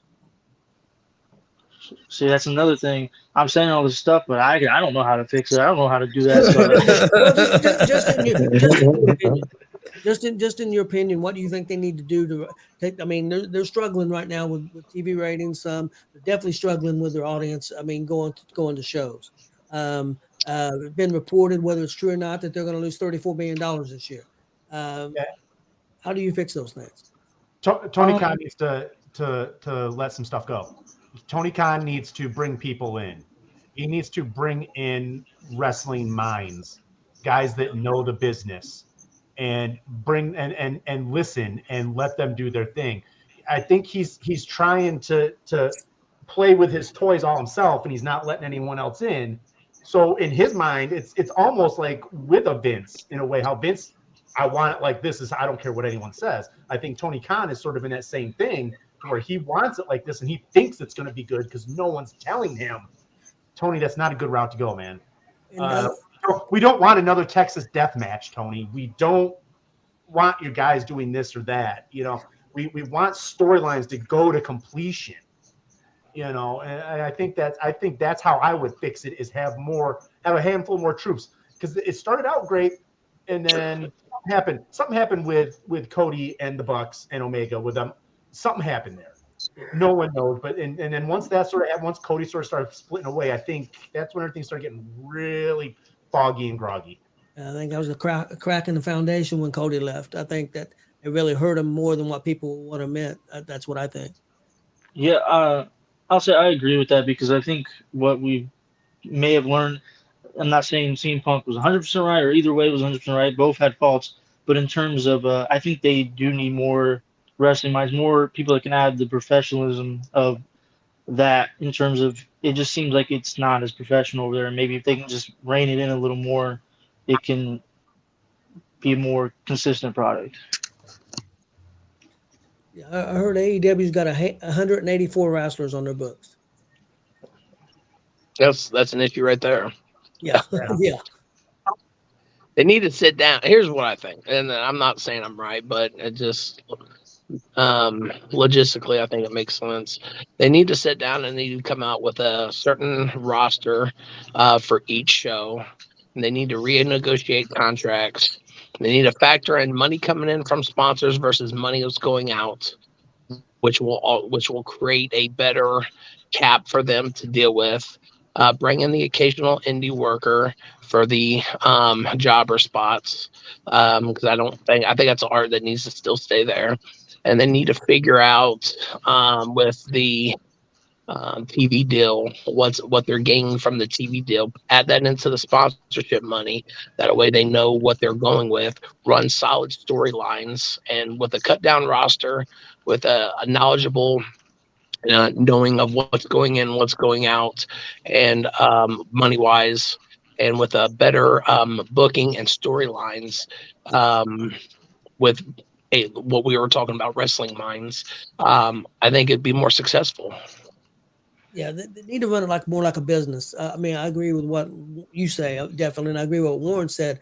You know, kind of get that Vince McMahon closed mind. But one thing Vince knew how to do was run it like a business, and that's one thing Tony. Yeah. And of course, he's never done it before, and I understand that. But when you got that kind of money that he's got, you should have took that money and invested in some people that know what they're doing and listen to them, instead of worry about having 184 wrestlers on your roster and thinking that they're little pieces that, I'm gonna put him here, I'm gonna put him there, I'm gonna have fantasy matches. You gotta have more of a game plan. I think that's been one of their biggest mistakes is trying to grow too fast. Yep. They worry about one show, not just worry about venues. Keep smaller venues, and even if you have to run a little while out of Daly's place again, right there next to Jacksonville, right next to the Jag Stadium. You know, I mean, I think one of the things that bothers me that really speaks volumes is how he's already so hyping the next London show. It's like we're almost a year away, and this is what you're. I mean, that's what he's worried about. Hype the more other stuff going on, and I mean, work the smaller venues to help reduce that whole people aren't showing up thing. You know, I watched a documentary the other night, and I told Chris about it. And it starts off. It was about CM Punk going there and leaving there and everything. And it starts off with the press conference of CM Punk and him together when they announced that he's going to AEW. And Punk saying, I'm coming here, and they've got this policy, do what you want to do. And Khan said, yeah, shaking his head. Yeah. And don't you can do what you want. You can make mistakes. You won't get fired. All this stuff. And he's back here. Yeah. And then you go to later in the, hour and a half later when they're at the press conference and CM Punk's going off and going crazy, and it ain't no more. Yeah. He's standing there stunned, not knowing what the hell to do. He was scared for his life. Well, yeah. He fanboyed out too much. Fanboyed out way. He's scared for his life. Now, come on. You got to run things like business. I mean, and that's why I worry about them. I mean, Discovery loved CM Punk. CM Punk's with WWE now. And WWE's going to make it work. Where AEW didn't make it work. They had to fire him. That's a bad look. It's a real bad look when you're going to negotiate contracts. That's a bad look. Yeah, I mean, people can say CM Punk was the problem all they want, but I can say right now, I can almost guarantee, from my opinion, I don't think we're going to have really any problems with WWE and CM Punk. They won't last long if there's a problem. At least Yeah, I mean, if there's going to be problems, it's not going to be out in the public and for everybody to see it all happening there. It's going to be more dealt professionally. And so, yeah. One other thing I'll say for somebody that's trying to get more into them because I want to give them a fair shot. Pay-per-views, way too dragged out, too long, too many matches. You'll have some really good matches, but then you'll have some matches that aren't pay-per-view caliber, and it kind of takes away from those really, really good matches. And I think they need to if you stick have to six, more of the rather have 6 six, great matches than have 10 matches, and half of them not be pay-per-view Quality over caliber. So, quantity. yes. Yep. Yeah, and that's another thing too with their pay-per-views. I agree with Austin. Like I think of and I agree with Tony also. Like 6 caliber matches versus 10 subpar matches is better. And but the problem with having 10 subpar matches is the only problem I see with that is the 6 elite matches you could have. It cuts their time down, and it also cuts their ability to in ring to actually show everything that they're capable of doing. So, I think their pay-per-views need to be cut down a lot too, and it also will give more time for the caliber talents to display their abilities. And subpar matches keeps the crowd mellow. Yep. Exactly. The crowd is what makes you the money. And going Exactly. too long, you can wear your crowd out. Yeah, instead of using the extra time and making your really good matches a little shorter and having these other matches don't really belong or maybe not on that caliber, use that extra time on pay-per-view to have segments, maybe building stories up or keeping some, just to have stuff other than just random matches, just to have more matches. Well, I know some people that watch Exactly. AEW will say it's boring, and because you got a lot of promos, you got a lot of, but like I've said before, you can watch a WWE pay-per-view and not even watch the product in 4, 5, 6 weeks. Ask Marcus, and they'll bring you up to date of what's going on before each match with maybe a 5 or 6 minute package. But Marcus will know what's going on going into that match from that package. And you also know if that match is brought to you by either Slim Jim or Snickers. That's possible too. That's possible. Mountain Dew Pitch Black. Hey, you can't say anything about that. You watch Dynamite right now, and the whole time you got the Ric Flair root drink all over the place. I mean, it's hard to watch. All it's hard to watch over the match, place. but it's got Ric Flair everywhere. What the heck? Did you know Ric Flair has an energy drink? AEW had a Texas Chainsaw Massacre match because the game came out. Yeah. But they made money off that I guess Hey. that was like a 6-figure deal. Just to say, I was gonna say game, that Austin plays I that like game. that game. That game's awesome. I love it. It's fun. Okay, guys, we're gonna move on. We got a few more here. Things you like about the WWE, things you don't like about the WWE, and things you would change about the WWE. Storylines for me. I think storylines for me as a fan, I go there for the storylines. The wrestling, I want it to be a great match, but the storyline is what builds it. It's what makes you want to watch that match in the first place. And I think they do a really good job for the most part, building those storylines and making the matches matter. And then most of the time they go out there and they do their job and it makes it even better. But the payoff of the storylines is what gets people there. So I think that's one thing I like about that. Change.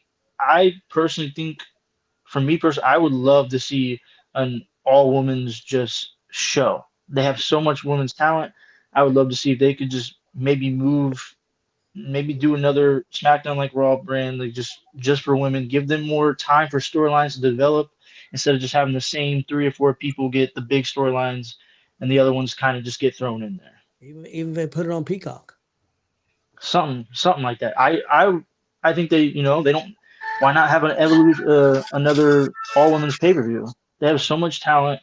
I think they need to use it more as well. And I would love to see that as a change. Things I like about the WWE is Triple H being in charge. 100%, I think, has made a big difference. Love that. Storylines and stuff. I think they're doing even more and more with that. I think they're getting more wrestlers involved now. Chris, I'm going to take that. Well, who you want to go to now, Chris? Yeah, he was in the middle of an explanation and took off. You got something, Marcus? I mean, we sort of Yeah, dominated. we'll go to Marcus. All right. Well, what I don't like is this pay-per-view crap. You have a pay-per-view, it's just continuations of SmackDown, Raw, and whatever else is out there. I wish they would go back to quarterly pay-per-views and make them that's a pay-per-view, or whatever they call it now. Royal Rumbles, WrestleMania, Survivor Series, and SummerSlam, and just leave it at that. Make it a pay-per-view. And I agreed with what Skip said earlier. They need to go back to this jobber stuff. Give these local independent guys chances to wrestle these big names. Don't put your champion on TV. Well, he's not on TV anyway. But maybe do your occasional Saturday night. I mean, I'd like to see a lot of that stuff come back. You could tell I'm an 80s guy. But Saturday night main event. Oh, yeah. But what I do like, the fact, like Tony said, that you can – I don't need to know anything about the pay-per-view. I could turn it on, watch the pre-show, and I know where everybody's at. What I don't like is they need to have Roman Reigns at least wrestle one match by himself with absolutely nobody else out there. I knew that was coming. And to become and show that you are the champion. You have never defended your title without help. Never. Yeah. Do a barred from ringside match. Yeah. I really think it'd be funny that the day Roman Reigns lost his title would be the day that they said nobody else is allowed out there, and then they show that he can't wrestle worth a damn. So I can go on and on, but yeah, this pay-per-view stuff, I mean, it's ridiculous to have them monthly because it's just continuations of all. They're not really. They're just continuations of what you've been watching all month. Break them up. Yeah, I think every 6 weeks, 7 weeks, but it's hard because they're getting offered so much money to now to go out of the country and do them. It's tough for them to turn down the money, I think. Yeah. If I can just add one more thing, with you were saying that, I do agree. There's a lot of too many pay-per-views. I brought this up with my fiance once because we both, like I said, with the women's division, I would like to have their own show. Maybe if they could do the 6 main pay-per-views, like that you said. And then instead of having the same people every month, those in between months, we can have all women pay-per-views. They get more storylines. It's different. It's fresh, and it's not the same stuff over and over. It's like I've said too, because I mean I feel the same way with Marcus. That you can take those months in between, and you can still technically have the WWE Raw payback, the WWE SmackDown payback. Make those on Monday nights and Fridays with SmackDown. Call them that. Have some, more special events on regular television. They're doing that, by the way. Fresh eyeballs on it, not people that have Peacock. So you can have those in those gaps and still have high quality matches. But I've also said I hate how the fact that there is no suspense anymore. There's nothing to Raw and SmackDown that makes me want to watch it because I know that Roman Reigns isn't going to lose the title. Damian Priest isn't going to cash in on Roman Reigns. He's not going to cash in on Seth Rollins during Raw. You're not going to see Seth Rollins lose the title on Raw or Gunther lose the title so there's like, why should I really that was what's so awesome was back in that Attitude Era there was such that what's going to happen? I have to watch. What's going to they're going to come out. The first 20 minutes is going to be talking. No. Oh, they're going to get a match, and then we're going to see the commentators, and there's going to be something in the back, and there's going to be it's really formulatic in that way, and that's what bothers me about it. What I do like about it is sort of like Tony and a lot of you guys have said is Triple H is taking a fresh look to it. There is highlighting more of the female now. You are seeing a little bit more with like Damage Control and bringing those ladies in. And you're seeing more of not just the big bulky men coming in. You're seeing Chad Gable doing his thing. They're giving pure wrestlers a chance to show what they can do. And I mean, that's what would draw me back in is knowing that there's those chances for those kind of things that happen. But like I said, they literally watered down the Money in the Bank title, because it's not going to be on Roman, so because he doesn't show up on SmackDown every now and then and tease it. I hate that they have a Money in the Bank pay-per-view. They don't need a whole pay-per-view. It needs to go back to having it the match at WrestleMania, make it mean more. I hate that they have a whole pay-per-view that. Well, then I look at King of the Ring, or that's not it. What is it? The Hell in a Cell. Don't need to be a pay-per-view. You have one match in Hell in a Cell. Well, whoopie-doo. So it's Hell in a Cell. You drop the cell. You have a match done. Name the whole pay-per-view after that. Yeah, I agree with you. Survivor Series, there is no Survivor Series anymore. I mean, there's no King of the Ring anymore, like you just said. I mean, that was so cool. A one-night pay-per-view tournament and to have the coronation of that guy. Mm-hmm. I think they should take a Monday Night Raw and do a King of the Ring. You got 3 hours. do a complete King of the Ring, 8-person tournament, and do it in one night. Well, then the I think Royal Rumble, the winner gets jacked around by the time WrestleMania rolls around. That's All right, true. you won the Royal Rumble, but by the time WrestleMania gets here, you're probably not taking on the champ. You're taking on Because in February there's going to be a match where their number one contendership's on the line in an elimination chamber. Well, here's a prediction. I'm gonna predict that CM Punk's gonna win the Royal Rumble. Yeah, that's Cody's gonna win the elimination chamber, and Cody's gonna wrestle Roman, and CM Punk's gonna wrestle Rollins. The women are gonna get screwed and not get a main event match. Sadly. WrestleMania. You want me to keep going? Is Priest not gonna? Is he gonna lose his cash in? I don't know what they're gonna do with that. Paint themselves in the corner with that one. Yep. And see, another thing with the Royal Rumble is having all these guys working their asses off for 12 months to bring in a star at the last minute to win the Royal Rumble to go in the main event at WrestleMania. They always seem to do that. They did it with Batista back in 14. They did that. That's the exact one I was thinking. And you know what's funny? CM Punk was the most over other than Daniel Bryan at that time, and now CM Punk's about to do the same thing that he didn't like at that time. Yeah, Marcus, I'll quote a guy that we both, more than I do, but we know him as a wrestler, but you've actually met him. Rip Rogers, I seen the other day on a podcast, said pro wrestling is the greatest, shittiest business in the world. So that's your answer to that. Yeah, Skip knows Rip too. So that's what he said. It was Rip's podcast, wasn't it? Yeah, it was Rip's podcast. I didn't even know he had one. Oh, Rip! Yeah, I've been on road trips with that guy. Yeah, oh man, that guy's brilliant.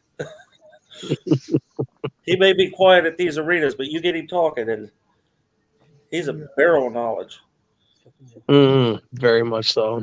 Okay, I just got a couple more guys, real quick. If you could see any match, who would it be? Who would be in it? It could be a match that already happened. It could be a fantasy match. But if you could see any match,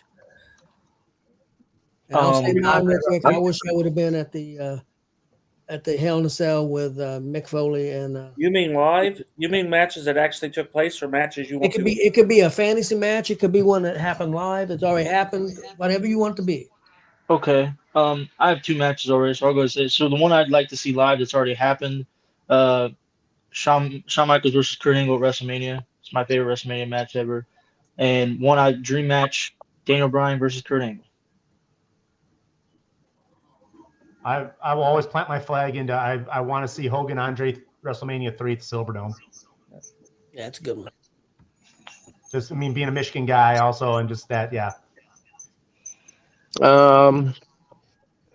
Hogan Andre would be my match I would like to be alive for, and I don't know who's going to win the Royal Rumble this year, but there has been speculations of certain matches, and I hope it happens at WrestleMania. But fantasy match I'd like to see that's been rumored to happen is CM Punk versus Stone Cold Steve Austin. That would be a good one. Yep. That's possible. Chris? That would be a really good one. My match would probably be the Hogan and Andre, just because of the moment it was and everything, and dream match.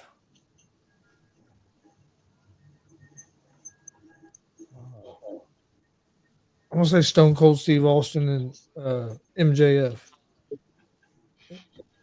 Marcus? Well, I think everyone wants to see Hogan and Andre. Yeah, just for the nostalgia. Yeah. I'm afraid you don't know. Brody versus Hogan. Yep. Because I really think that would have happened if Brody hadn't been killed when he was. Yeah. I would like to see how Vince dealt with that. Okay, guys, last question. Your favorite wrestling moment, match, moment, whatever, of all time. Well, you know mine. I've said it 100 times. Well, go ahead and say it again. Say it again. There's a riot in 85. Yep. So long ago, but yep. I was part of a Dick the Bruiser riot. I'm gonna say SummerSlam 2006. I think it was 7. 6 or 7 was here in Indianapolis. The Hell in the Cell, Edge and Undertaker that me, you, and Austin went to. I'd say that. That was so cool to see live. And the ring caught on fire. Yeah, after they got chokeslammed through it. That was pretty cool. I'm going to have two then. I'm going to say that. And then my other favorite moment is when Daniel Bryan won the belt. When he beat Triple H and then he beat Batista at WrestleMania. I think it was 30. That was my favorite moment. I don't know. I got a lot of favorite moments, but one that's always stuck out in my memory, just for the build and the nostalgia of it, was Mick Foley winning the WWE Championship on Monday Night Raw. The corporation out there ringside, and you had DX out there, and then all hell breaks loose, and then you hear Stone Cold's music, and something bad about to go down. That one just really sticks out in my memory. I love an underdog story, and that to me that was the ultimate underdog story WWE's ever had, and it was just such a happy moment to see. And WCW said give away the ending and said that'll put butts in seats. And about 200,000 people switched over. Yeah, they screwed themselves by trying to give away the ending.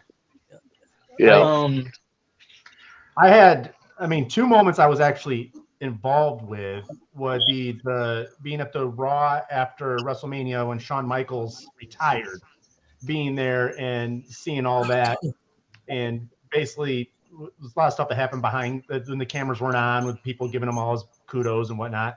And then another one was I was at the very first TNA pay-per-view outside of Florida, was in Detroit, and at the time I had a sign that said 100% McMahon free. And I was on the floor seats, and somehow it got to Dixie. And so she came down with one of her friends, and she wanted to take a picture of the sign. So she has a picture of her holding my sign that said 100% McMahon free, which I thought was awesome. But the one that I wasn't at that will always stick into me was actually the pay-per-view before that one in TNA, when Cornette came out and said to Jarrett, "Here's my big announcement." And it was Kurt Angle jumping ship to TNA. Austin, did you say? I'll say I have two that came to mind. One of them is just a simple. It's just something that always gives me every time I see it on the pay-per-view. Just gives me goosebumps, gets me ready to watch the match. WrestleMania 17, the promo for Stone Cold and The Rock. My way. Yes, every time that comes on, that's just always been one of my favorite. And also, Dolph Ziggler cashing in on Raw after WrestleMania. I remember being a little kid watching that live. I was going nuts. I've always been a big Dolph Ziggler fan, so that's always been one of my favorite moments. Yeah. Yep. Okay, guys.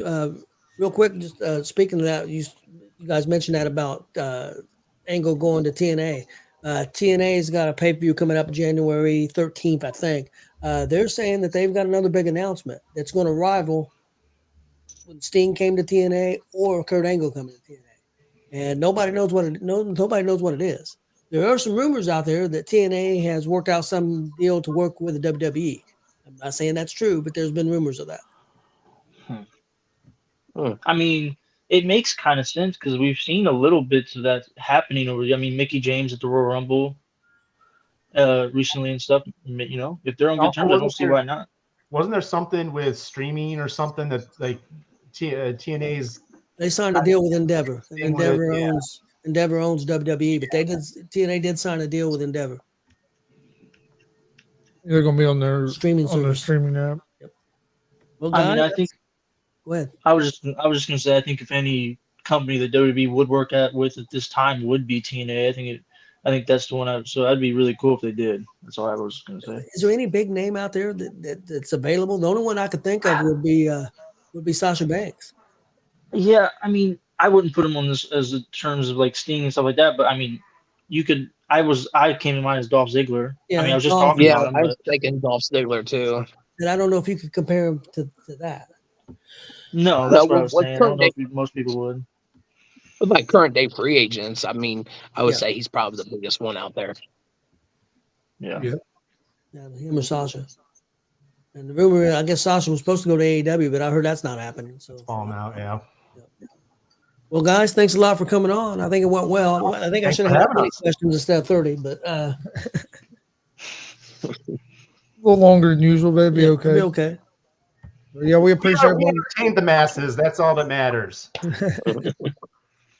No, we appreciate everybody watching. Please hit that subscribe button on YouTube at Gonzo's Sports Room. Like and follow Facebook, Twitch, Twitter, Instagram, all at Gonzo's Sports Room as well. Next week, we won't be on Monday because that's Christmas. We'll be on the next day, the 26th. Yeah. Merry Christmas to all of you. Hope you're safe and happy and have fun with your families. Yeah. You too. Merry Christmas. Yeah, Merry Christmas to everybody out there. But we appreciate everybody watching, and we'll see you guys next week, Tuesday at 6:30. Have a good night.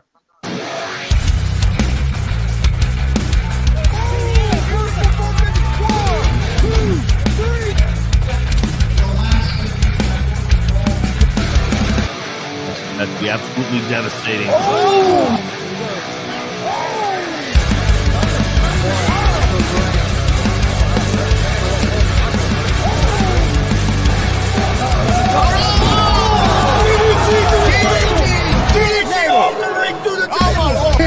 This is Joey Owens' show. They've been trying to get me on this broadcast forever, and this is the worst damn podcast I've ever been on. So you all can kiss my ass while I win this match.